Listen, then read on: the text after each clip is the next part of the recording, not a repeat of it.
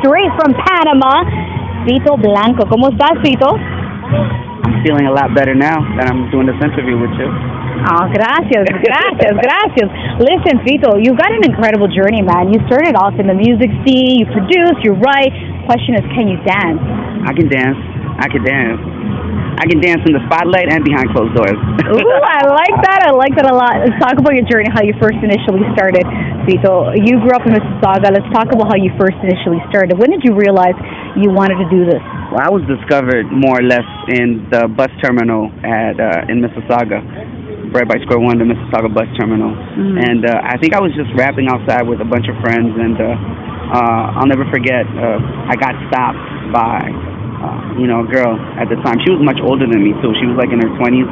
I was only like 14 at the time. And she gave me her phone number, and I thought, at the moment, I think this girl's hitting on me, But it turns out that, she had a recording studio, and she, liked what I was doing, and she pretty much initiated, the whole thing. Fabulous. That's fantastic. Look at that, eh? Tell me, when did it initially start? Like, give Spotlight TV and Spotlight Radio an exclusive who that person was, because that's a pretty big, important moment. I'll never forget her name, and I'll never forget the studio. Her artistic name was La Soul, L-A, and then Soul, S-O-U-L. And the first studio that I ever recorded at was in Brampton, and I believe the engineer and the producer's name was Rob Provo.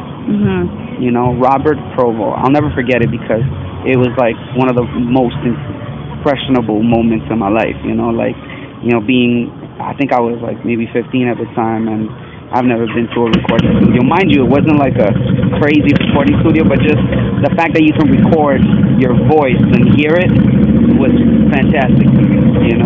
I can imagine, man. Tell me, when you were a kid, man, when did you know? When did you have that aha moment? This is it. Music is for me, man. When did you realize that? I think the aha moment came from my parents. It wasn't really me. It was my parents saw something in me. They saw a spark, and they always encouraged me to be in school plays, school activities, and singing events. I have pictures of me being, 4 or 5 years old singing in carnivals in Panama, and just getting up on stage, and I was that kid, and my parents saw that, so they always nurtured it. Beautiful, beautiful. Tell me, you got Latin roots in your blood. Yeah. You're Latin Canadian. Never mind. Tell me, man, like, looking back on your journey, who did you musically look up to? There's a lot of people that I looked up to. Initially, I listened to a lot. I guess when I was really young, I listened to a lot of Michael Jackson. I like Cheyenne, Menudo, like that pop music. Like when I was really really young, that's the type of music that I used to listen to. Eventually, that turned into reggae music, Spanish reggae en español.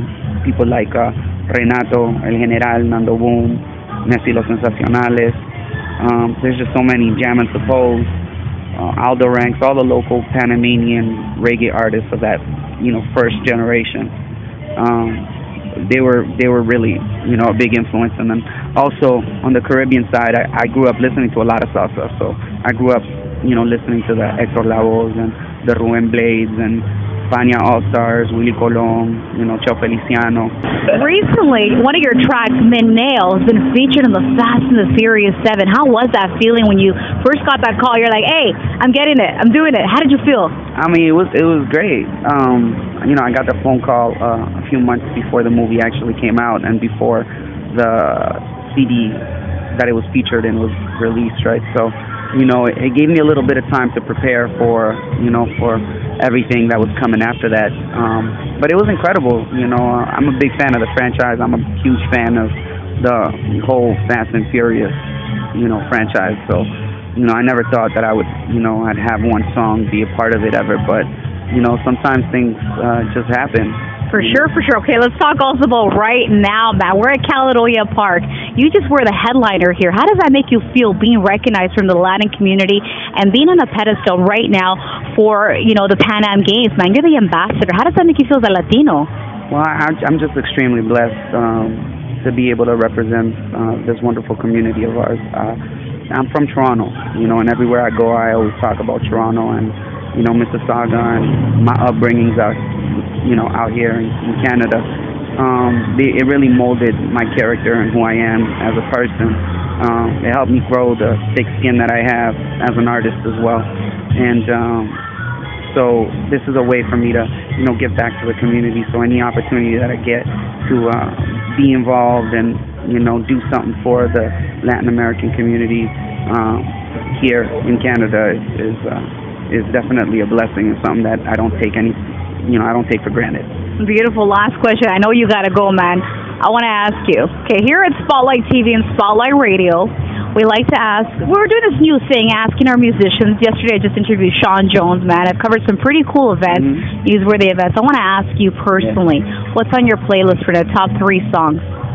On my playlist, top 3 songs. That's crazy. To be honest with you, I have everything on shuffle. So it's it can't even be the top 3 songs. You gotta pick top 3, man, right now. It's you gotta pick it, man. Shuffle.